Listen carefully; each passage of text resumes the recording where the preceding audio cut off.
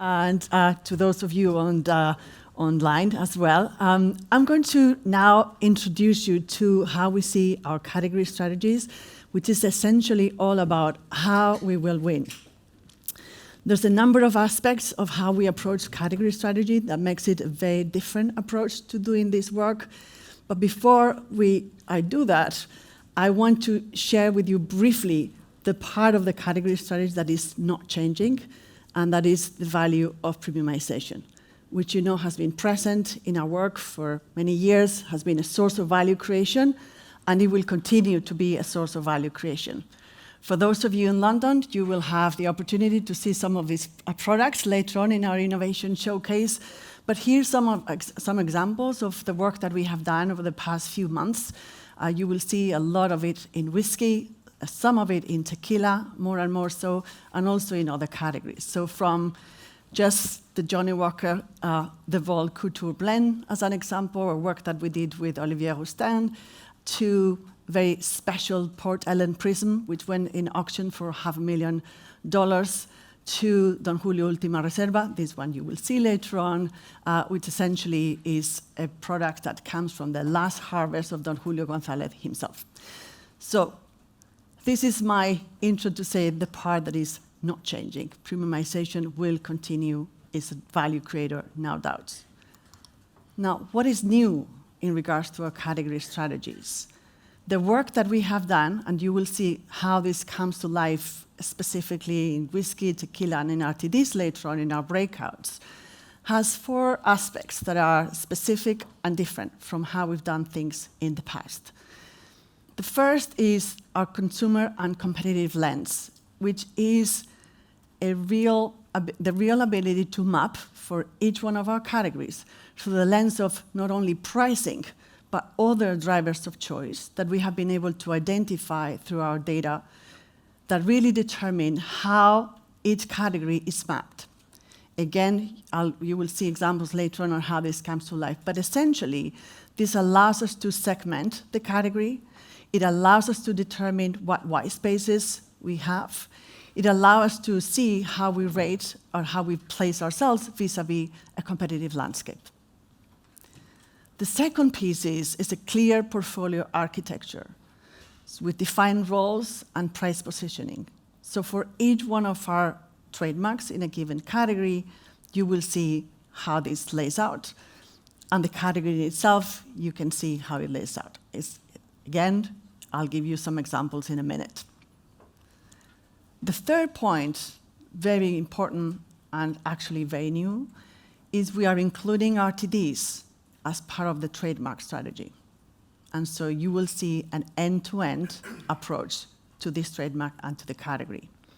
And what we are then looking at is how do we serve consumers across different occasions, across different price points, to satisfy the needs of that particular consumer.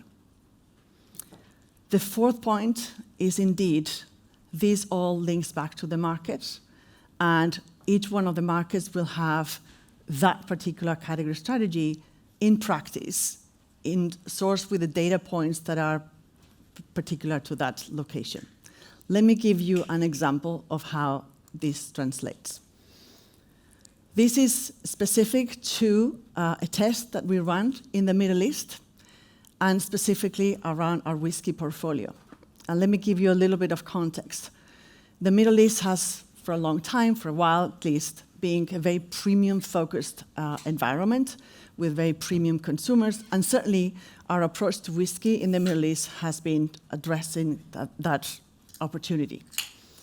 And you see that graphic on top of this chart. What we realized is by doing the work that I just referenced earlier, by mapping the consumer landscape, by mapping the competitive context, that there were a number of consumers and occasions that were being underserved. And in particular, an opportunity for our value whiskies, which hadn't been activated in that manner in the past. So we took action and an intervention across brands including Black & White, VAT 69, and J&B, which allowed us to create a wider spread of pricing opportunities and different brand choices for various consumer groups that actually in the Middle East had some knowledge of these brands in different stages and perhaps some of their home countries. By doing this, we allowed for those brands to actually grow. And also, it gave us opportunity to fill in some white spaces with innovation, including Johnnie Walker Red Soul, or the launch of Black Ruby, or indeed the launch of Bulleit Bourbon. So the real leverage of our whiskey portfolio more broadly, occupying more consumer spaces, occupying more price points. And that test resulted in a fiscal 26 impact that you see there, which was positive.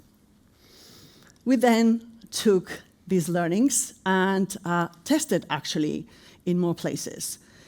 I just want to say that these were very surgical interventions. I hope it became clear from my charts before, but really looking, as I said, to the mapping of the category, to the price points that were being occupied or unoccupied, to the white spaces that we could identify. And just to give you a sense of dimensions, in total EMEA, this number of tests that we ran on interventions was of 80 in total. In Latin America, this number of interventions were 20 in total. As you can imagine, running these interventions in H2 produced different sets of results, some stronger, some less so. The aggregate of those interventions deliver an increase in volume in both instances, both EMEA and Latin America, of the magnitude that you see there, plus 26 volume in EMEA, plus 25 in LAC, and the total aggregate gross profit dollar actually was superior to that period the year before. Net, the contribution to the total region was positive in both instances. So this is something that I hope it will become more clear when you see more details on our whiskey strategy later on, our tequila strategy later on, and also the RTDs. And I'm going to pause here, and I have to say for the webcast that we're going to pause the recording. You will, however, I'm asking you not to switch off and stay on the link. There's going to be a countdown because that will tell us, we're going to go into the breakouts, and that countdown is going to tell us when to come back for the Guinness session.